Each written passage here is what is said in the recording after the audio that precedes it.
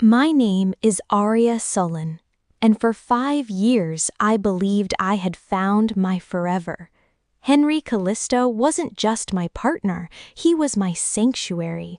He remembered my favorite flower, lilies, knew how I took my coffee with a splash of oat milk, and would rest his hand on my growing belly with a look of such pure wonder it made my heart ache. We were the couple everyone pointed to, whispering, "That's what real love looks like." I believed them. I believed him. A week before the wedding, Arya notices Henry staring at his phone late at night. "Everything okay?" she asks sleepily. Henry immediately locks the screen. "Just work." But as he heads to the bathroom, the screen lights up again. A message preview appears. "July. I heard you're really doing it." The message disappears before Arya can read war.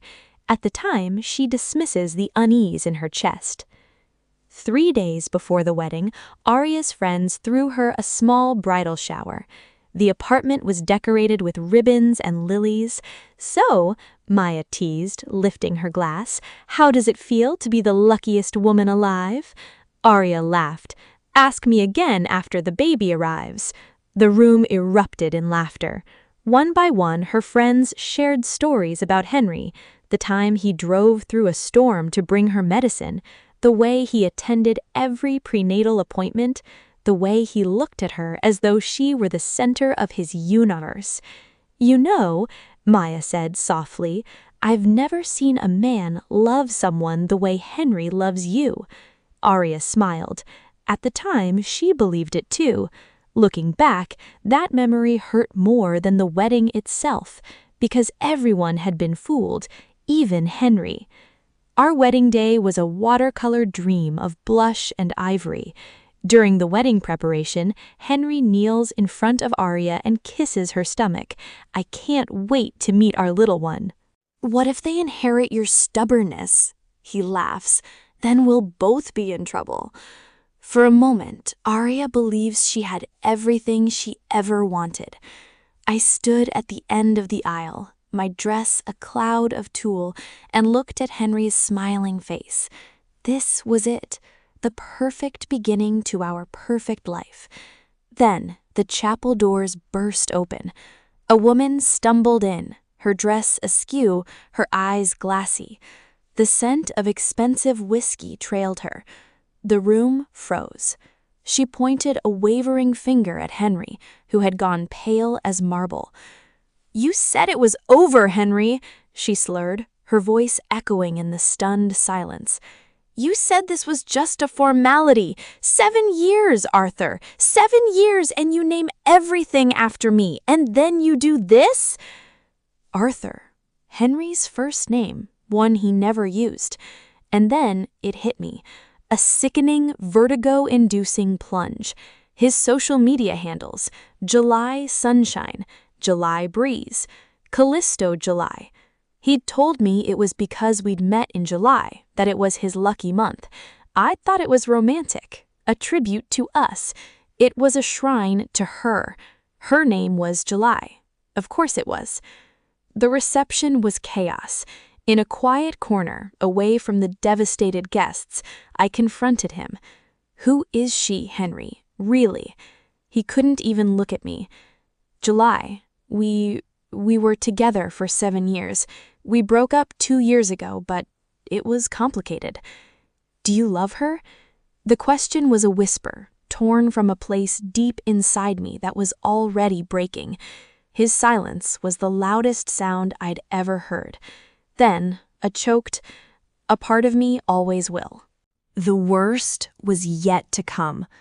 July, sobbing hysterically, knocked over a towering floral arrangement.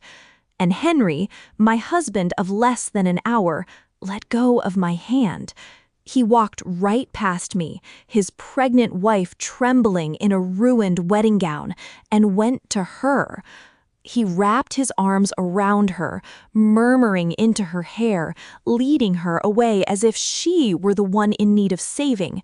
In that moment, the foundation of my world didn't just crack, it vaporized. The love I'd built my future on was a beautiful, elaborate lie. I was married to a man whose heart was a locked room, and I'd never held the key. The marriage that followed was a ghost of what I'd dreamed. We moved into our new home, a mausoleum of silence.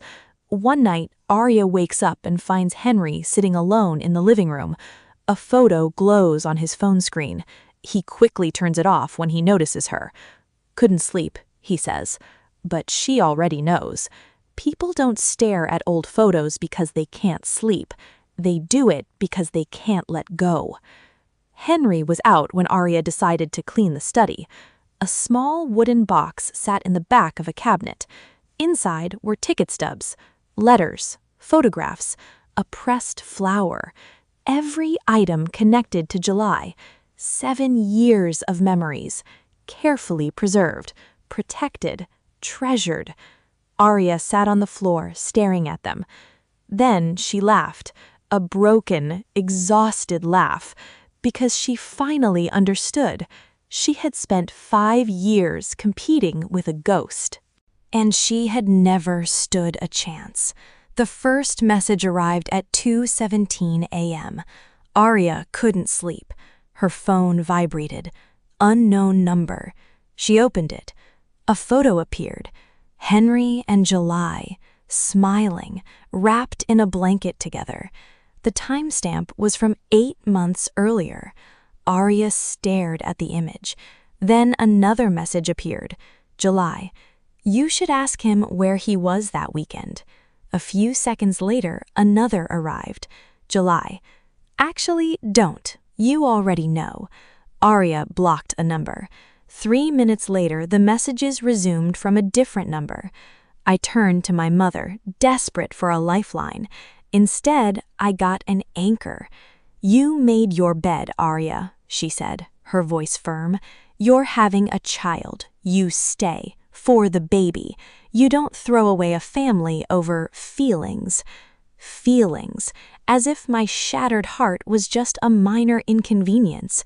I felt trapped, caged by my own wedding ring and the life growing inside me. How could I bring a child into this, into a house where its father's love was a divided, haunted thing? The thought of my baby feeling like a consolation prize, a duty born from a deception, was unbearable. The love I had for this tiny, unseen life was the most real thing left in my world, and that's why I knew what I had to do. At a routine appointment, the doctor lets Arya hear the baby's heartbeat. The tiny rhythm fills the room. For a moment, she bursts into tears. The nurse smiles. "First time mother?" Arya nods, but her tears aren't from happiness. They're from fear. Because she suddenly realizes she may be the only person capable of protecting this child. The decision to terminate the pregnancy was the most agonizing of my life. It felt like tearing out my own soul. I did it not because I didn't love my child, but because I loved that potential child too much to condemn them to be the glue for a broken marriage. I refused to let them be born into a story that started with a lie. When Henry found out, he crumpled. He truly had wanted to be a father. He wept, made promises, swore he could fix us. But his words were empty echoes in the hollow space he'd created. Every "I love you" now tasted like ash. I saw July in every glance, heard her name in every pause. One evening, Henry comes home carrying lilies, Arya's favorite flowers. "I remembered," he says quietly. She stares at them. The gesture would have melted her heart once. Now it only reminds her that remembering her favorite flower was never the same as choosing her. She leaves the bouquet untouched. That night, I realized there was nothing left to save. I filed for divorce. July, emboldened, sent me taunting messages. "He'll always come back to me. You were just a placeholder." I stopped reading them. Instead, I started gathering evidence.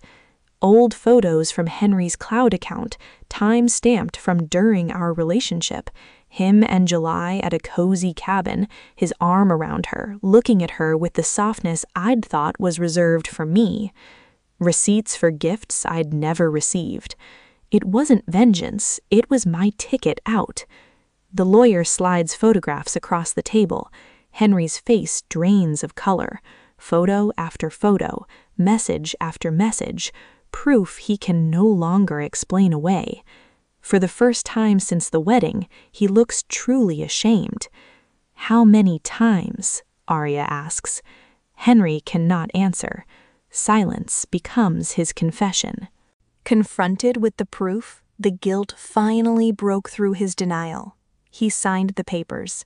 My lawyer was fierce, and I walked away with a settlement that included a significant portion of his company's shares and assets. It wasn't about the money.